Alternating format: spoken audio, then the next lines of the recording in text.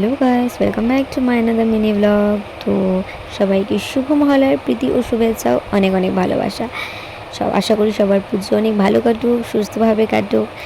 তো এই তো আর মাত্র হাতে গোনা কটা দিন, তারপরেই পুজো। সকাল সকাল বেরিয়ে গেলাম মহালয়ার দিন। আমরা চলে আসলাম ফার্স্টে বড় দেবী মার দর্শন করতে। এটা আমাদের এখানে সবচেয়ে বড় পুজো। এরকম কেউ নেই দুর্গাপুজোর সময় যে আমাদের এখানে বড় দেবীর দর্শন করতে আসে না। আর এটা আমার বাড়ি থেকে মাত্র 5 মিনিট, মানে খুবই কাছে। আর এটা হওয়া সত্ত্বেও আমার বলতে খুব লজ্জা লাগছে যে আমি আমার লাইফে এত বছরের ফার্স্ট টাইম যে মহালয়ার দিন সকালবেলা বেরিয়েছি। তার মানে এই না যে আমি সকালে উঠি না। আমার প্রত্যেক বছর আমি ভাবি যে বের হবো, বাট কোনো না কোনো কারণবশত হয়ে ওঠে না।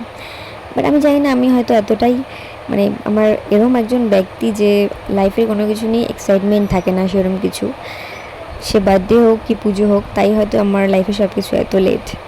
যাই হোক, তারপর সেখান থেকে বেরিয়ে আমরা চলে আসি শ্মশানে। এখানেও একটা মহালয়ার দিন এই কালী মন্দিরে বিশাল বড় করে পুজো হয়। তো আমি শুনেছি, আসা হয়নি যেহেতু, তাই আর দেখা হয়নি, তাই এটাও এবছর প্রথম দেখা। তো এখানে এসে একটু এই মায়ের দর্শন করে তারপর এখান থেকে বেরিয়ে যাই আরেকটা জায়গায়, যেটাও আমার বাকি লিস্টে ছিল যে কোনো একদিন আমি হয়তো যাব। এই পুজোর সময় না, সবাইকে আমি দেখি সোশ্যাল মিডিয়ায় আপলোড করে ফটো ভিডিওস, কাশিয়া বনে কাশিয়ার সাথে ফটো তোলে। তো আমিও ভাবতাম যে আমিও কোনো দিন যাবো, তুলবো, বাট আর যাওয়া হয় না আমার।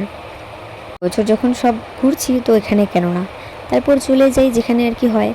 গিয়ে তো আমার মনে হলো যে খুবই কাছে, ভালো হয়তো জায়গায়, বাট দেখি না, আমরা যতটাই রাস্তা আগাচ্ছি আমাদের মনে হচ্ছে সামনে, বাট ততটাই ভেতরে। এরম করতে করতে অনেকটা রাস্তা যাওয়ার পরেও আমরা আর মানে যেরমটা ভেবেছিলাম যে যাবো, ফটো তুলবো, ভিডিও তুলবো, আর নিতে পারছিলাম না। আর এত রোদ উঠেছে, আমরা ফাইনালি গিভ আপ করে দিলাম যে আর যাওয়া যাবে না, এখান থেকে আমরা ব্যাক করি। ওদিকে দূরে বাবা দাঁড়িয়েছিল। তারপর আমরা বাড়ির উদ্দেশ্যে রওনা দিলাম। এই ছিল আজকের ভিডিও। বাই।